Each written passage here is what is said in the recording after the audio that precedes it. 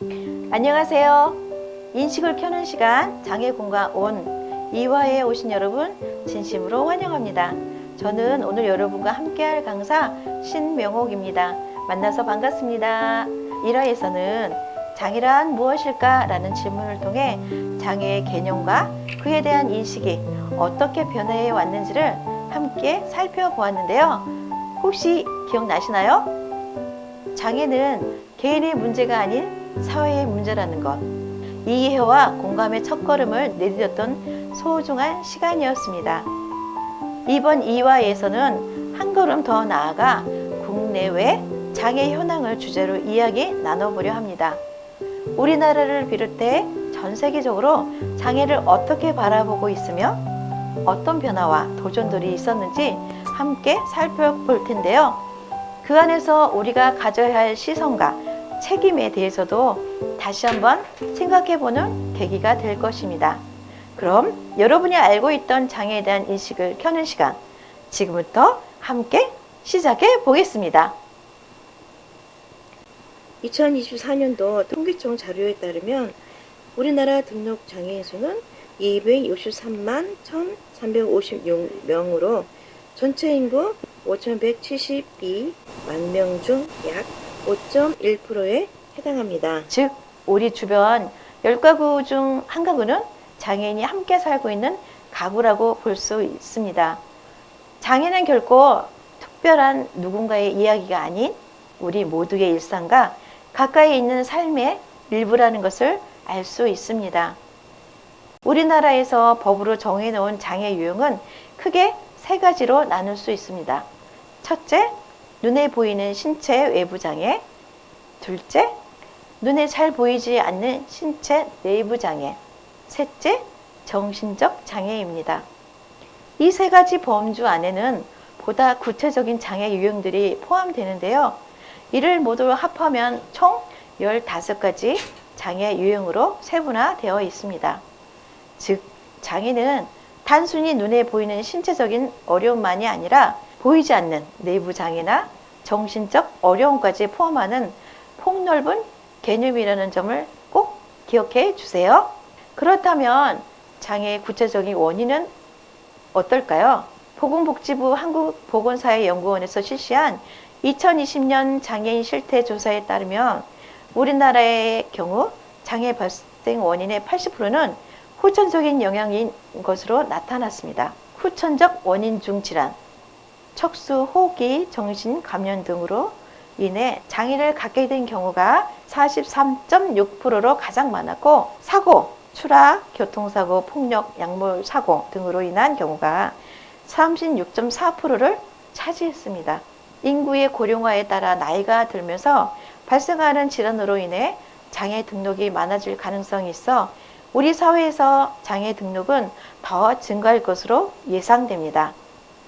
그럼 다른 나라의 상은 어떨까요? 다음 그래프는 외국의 장애 출연율을 나타내는 표입니다. 미국은 우리나라의 2배가 넘는 약 12.7%, 스웨덴은 12.9%, 호주는 17.7%고요. 프랑스는 25% 정도를 장애인으로 보고 있습니다. 경제협력개발기구 OECD 평균으로는 24.1%를 장애 출연율로 보고 있습니다. 반면 우리나라의 장애 출연율은 5.4%로 집계되었습니다. 우리나라와 외국의 장애 출연율을 비교했을 때 이렇게 차이가 크게 나타나는 이유는 무엇일까요?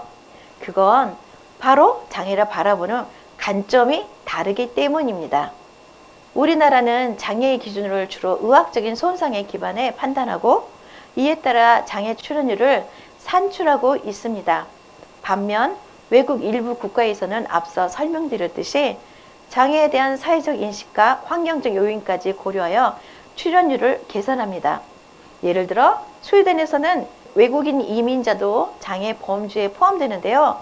이는 이민자가 스웨덴어를 충분히 구사하지 못해 의사소통에 어려움을 겪는 상황 자체를 사회적 기능의 제한, 즉 장애의 한 형태로 보기 때문입니다. 이처럼 장애를 바라보는 관점은 단순히 개인의 문제를 넘어서 사회와 환경이 함께 만들어가는 문제로 인식되고 있습니다. 이 외에도 일상생활에서 사회적 기능에 어려움이 발생하는 경우 나라에 따라 다양한 조건을 장애로 인정하기도 합니다. 예를 들어 미국에서는 비만, 암, 에이즈, 알코올 중독과 같은 질환을, 호주에서는 당뇨병을 장애로 분류하고 있습니다. 이처럼 장애에 대한 기준과 해석은 나라마다 다를 수 있고 그에 따라 적용 방식도 다양하게 달라질 수 있습니다. 결국 장애는 단지 개인의 손상이 아닌 그 사회가 어떤 시선과 태도로 장애를 바라보느냐에 따라 달라지는 개념이라는 점을 이해하는 것이 중요합니다. 최근 우리나라도 변화의 움직임을 보이고 있습니다. 예전에는 장애로 인정되지 않았던 질환들, 예를 들어 복식, 뚜릿장애, 백반증, 복합부위 통증 증후군 등과 같은 질환들도 점차 장애로 인정되기 시작했습니다. 이는 단순히 의학적 진단만을 기준으로 삼는 것이 아니라 실제 삶에서 겪는 불편과 사회적 제약까지 고려하려는 변화라고 볼 수 있습니다. 앞으로 단지 개인의 장애만이 아니라 사회 환경과의 상호작용에서 어려움을 겪는 사람들에 대해 그 어려움을 인정하고 장애 범주를 확대해 나갈 것입니다.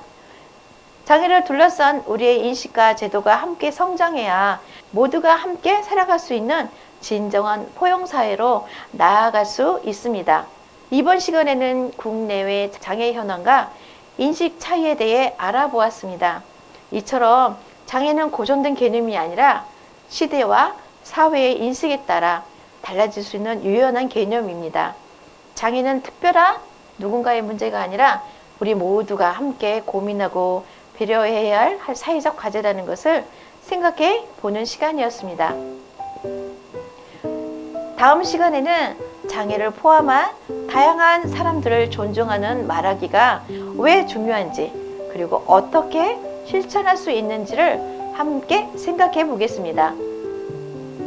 그럼 오늘의 이야기를 끝으로 인사를 드리겠습니다. 인식을 켜는 시간, 장애공감 온! 지금까지 함께 해주셔서 진심으로 감사드리며 다음 시간에는 여러분과 다시 만나기를 기대하겠습니다. 안녕히 계세요.